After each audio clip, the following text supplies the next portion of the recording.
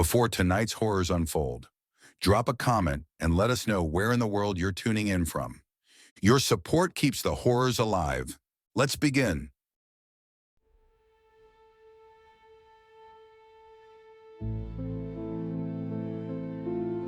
You may have seen my name and face on the news.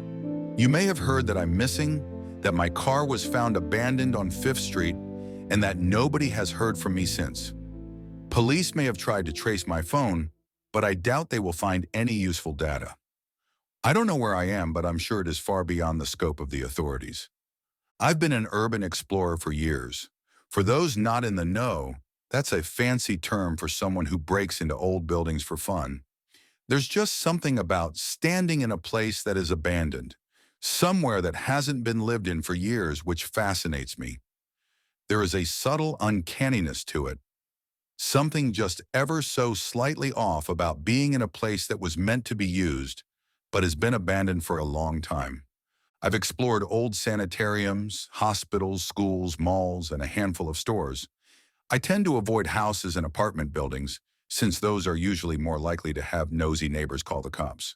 But when I saw the house on 5th Street, I couldn't help myself. The building itself looked old, with a Gothic style like something out of an old ghost story. It seemed to fit in the middle ground between mansion and house, barely fitting in the space between the buildings next to it.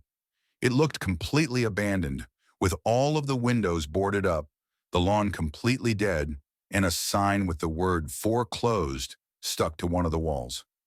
It wasn't so much how the house itself looked, and more the fact that it wasn't there the day before. It sounds impossible, right? But it's true.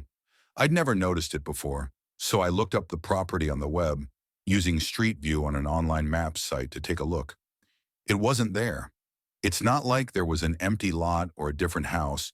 It's like it just sprung up overnight, pushing other houses out of the way.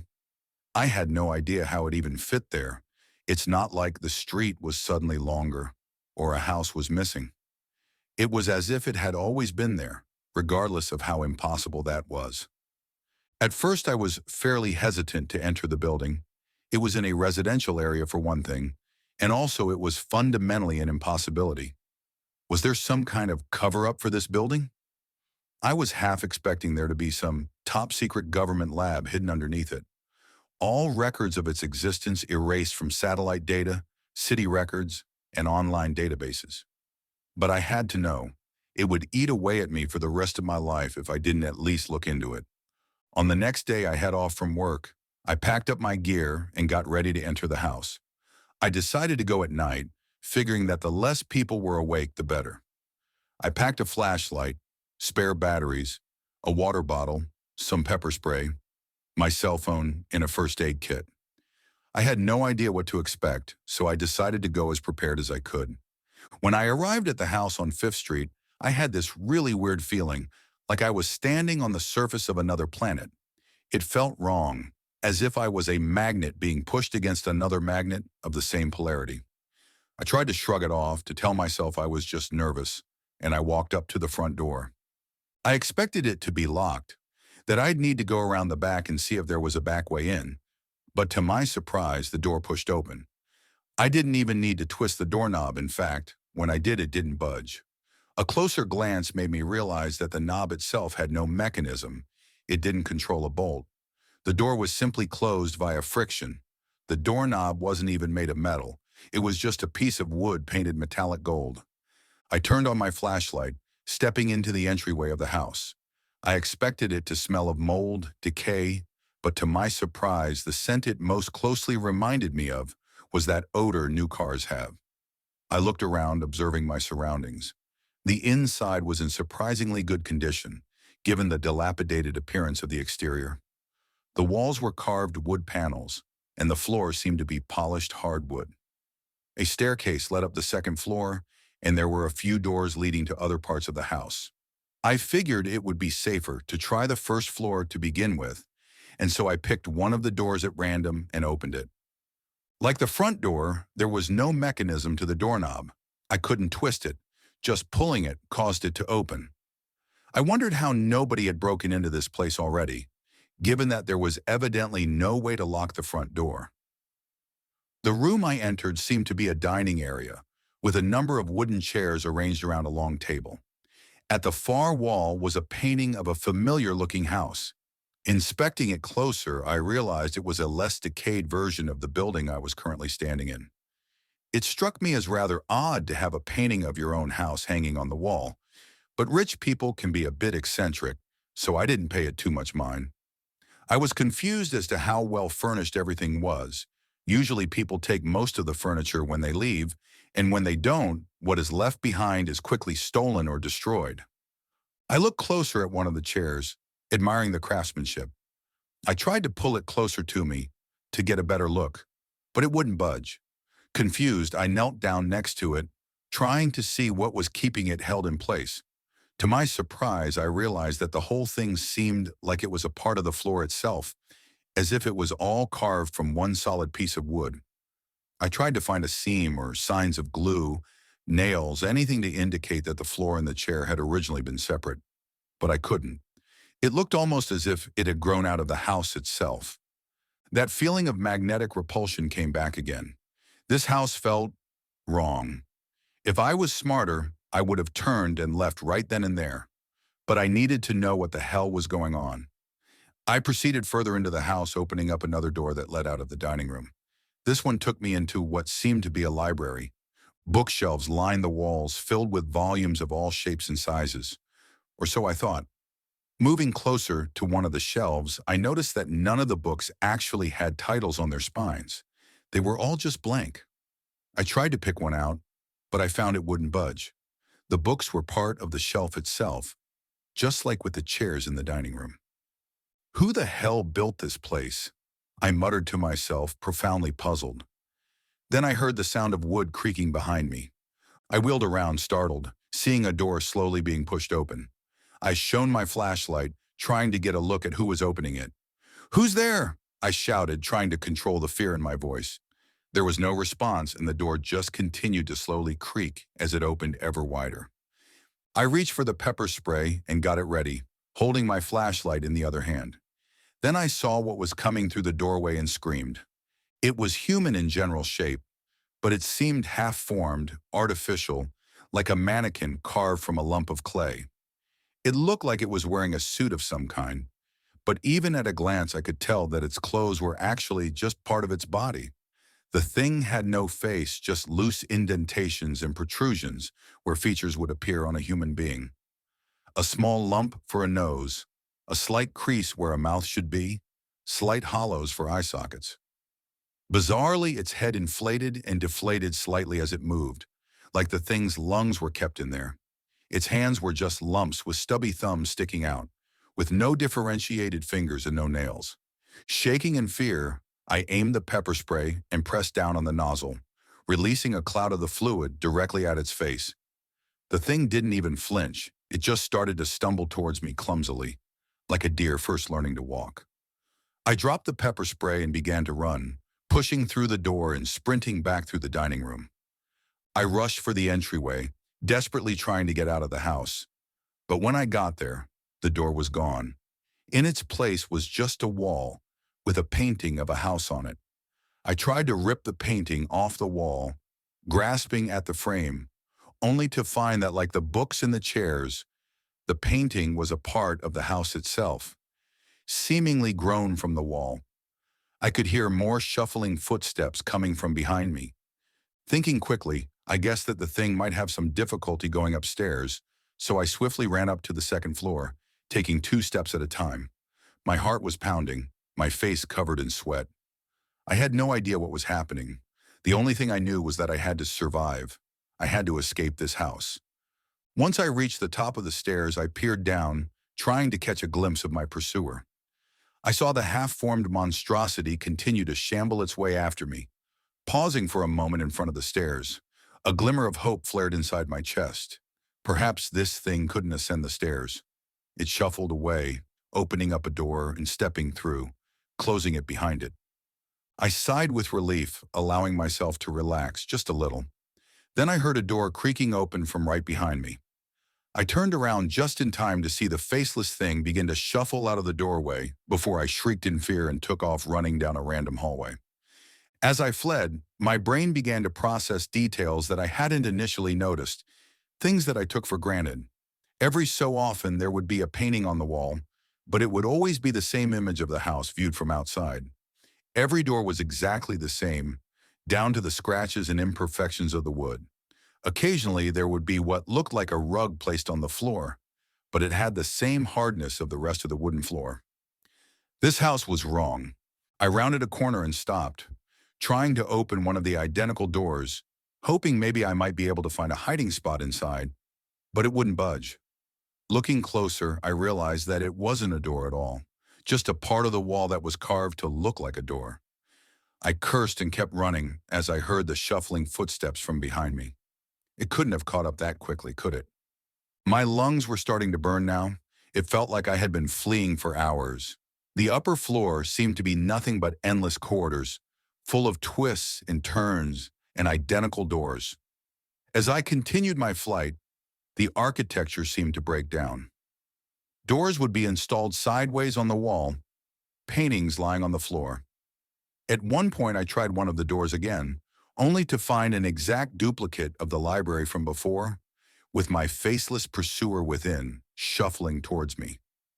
I was half tempted to just let it catch me, but the primal need to survive overpowered my urge to be free of the chase, and I shut the door instead, jogging as fast as I could. Once I tried to jump through a window. Bright sunlight seemed to emanate from it, despite the fact that it should have been the dead of night, but as I slammed my shoulder into it, I fell backwards in pain. Touching the window with my hand, I found it was just more wood, simply emitting light like the bioluminescence of a deep-sea fish. I almost wept with relief when I saw a staircase. It was a big spiral one, with steps leading both up and down. My heart dropped when I got closer. Peering down, the staircase seemed to descend down forever, a bottomless pit. There were no other landings as far as I could see. Looking up, the staircase further ascended upwards into infinity. The creak of a door opening, followed by shuffling footsteps, emerged from behind me, and I quickly jerked around to see how far away my pursuer was. It was only about 15 feet behind me. I eyed the endless pit nervously as I backed up slowly, my back pressing against the wooden railing. The bizarre mockery of a human form stumbled towards me, its wrinkled skin barely approximating the appearance of a suit. Its head continued to pulsate slightly as it shuffled. I wondered how the thing could even know where I was, given it had no visible sensory organs to speak of. With each pulse of its head, it inched closer towards me, its blobby hands reaching up as if to strangle me. As it was only inches away from my throat, I quickly ducked down and moved around behind it, kicking the thing in the back as hard as I could. The thing was surprisingly heavy, but the only helped it to crash through the wooden railing and tumble down the endless stairwell. I peered over the edge and saw it flailing slightly as it fell, eventually so far away I couldn't even see it anymore. I hoped that would keep it off my tail for at least a few hours. I felt unimaginably tired and started trying some of the doors on the walls, eventually finding a real one that led into a bedroom. There was a 4-poster bed, some cabinets, and, of course, a painting of a house. I lay down on the bed only to find that, like everything else in this house, it was simply a wooden replica, the seemingly comfortable blankets and pillows rigid and cold. My thoughts raced as I tried to understand what was going on here. I began to fully process that this house was bigger on the inside than on the outside. The endless staircase was proof enough of that, as were the seemingly infinite hallways I had been running down. The layout itself could change given that the door I initially entered from had vanished. I began to wonder if there truly would be any way to get out of this place. I didn't mean to fall asleep. I still didn't feel safe here, even without my pursuer, but fatigue set in against my will. I awoke to an uncomfortable sensation of pinching on my legs. I sat up, shining my flashlight, and almost shrieked with fear. The wooden imitation of the bed was starting to grow around me, expanding to cover me like an amoeba consuming prey. The wood was starting to tightly press against my legs, causing the discomfort which awoke me. I wrenched myself free, bruising my legs slightly with the effort, and left the room in a hurry. I continued to wander the empty hallways, periodically illuminated by the knot windows of luminescent wood. I started to look through my belongings, trying to think of anything that could help me. Reaching into the first aid kit, I found a pair of metal scissors which gave me an idea. Approaching one of the knot windows, I gripped the scissors in my hand and started pounding it into the wood, using the point of the scissors like a chisel. I kept digging into it for several minutes, eventually getting a fairly sizable hole cut into the glowing panel. Finally, I felt the hard rigidity of the wood give way, and my scissors pierced something soft. Looking closer, I felt like I was going to vomit. Sticky red liquid began to leak from the hole I had dug, and I could see pinkish flesh about 3 inches past what I had thought was wood. It wasn't wood at all. It was chitin. I was trapped inside of something alive. Knowing that I couldn't rest or I'd be absorbed into whatever this hellish mockery of a home was, I just started to aimlessly wander, trying to keep moving. The half-formed humanoid creature didn't come back, so I figured it must still be falling down that stairwell, unable to reach a door to step through and appear behind me. The deeper I went into the house, the stranger it became. The horizontal doorways and paintings on the floor were just the beginning of this place's deterioration into incomprehensibility. Sometimes there would be a six-way intersection with corridors going north, south, east, west, as well as up and down. The corridors just continued on as normal, doors on the walls, glowing knot windows, the occasional rug, but at a 90-degree angle. I tossed one of the bandages from my first aid kit down one once, wondering if maybe gravity would be relative to the corridor's own floor, but it just fluttered down. Sometimes opening up a door would lead to bizarre conglomerations of different rooms. Dining rooms with a bookshelf laying flat on the floor instead of a table. A sitting room whose walls seemed to be made of bed sheets. A bathroom with a fireplace instead of a sink. I passed a couple more endless stairwells, and at one point something fell down past me. I didn't get a good look at it. The thing must have been falling at terminal velocity, but I'd bet money it was the faceless thing that had been following me, still falling forever. There was no way of knowing how long I had been wandering when I found the backpack. My stomach cramped, my mouth felt dry, and I had long since drunk the last of my water. Every muscle in my body ached, and I felt like I hadn't slept in days. More than once I had considered just lying down and accepting my fate, letting go peacefully rather than continuing on. As I rounded yet another corner, I saw something sticking halfway out of the floor, in the slow process of being absorbed into the architecture. It was red, made of some sort of fabric, and quickly I ran up to it and ripped it out of the floor, opening the zipper and rummaging inside it, searching desperately for supplies. Contained within was a sketchbook and some pencils, a couple granola bars, and a can of soda. I started to tear up with relief. It was only then that I noticed the hand sticking out of the floor, the faint outline of a human form visible through the knot wood. My relief turned to sickness as I retched, realizing that lying in front of me, slowly being absorbed into the floor, was another human being. There was no way I could have cut them out. No way I could get them free. And even if there was, their whole face was covered up by now. Was there even any way they could still be breathing? After running away with the backpack and its contents, I opened up the sketchbook and looked inside, eating one of the granola bars and greedily drinking the soda. The date on the first page said 2022. I first entered the house in 2015. I have no idea how this is possible. I obviously haven't survived in here for 7 years. I haven't slept since I passed out in the bedroom, and I only recently was able to eat anything. But I have a theory, a vague idea as to what is going on. I've already established that this house is a living organism. The blood and flesh behind the fake wood proves that much. Clearly, this thing operates outside of the normal understanding of space as well. What with it being larger on the inside and possessing seemingly infinite stairwells leading up and down forever. I think that this thing is an extra-dimensional predator. That's how it was able to suddenly appear in the street when there was no space for it. It just bent space around itself so it could fit, so it could lure in victims. It's not a perfect imitation. It can only seem to mimic wood.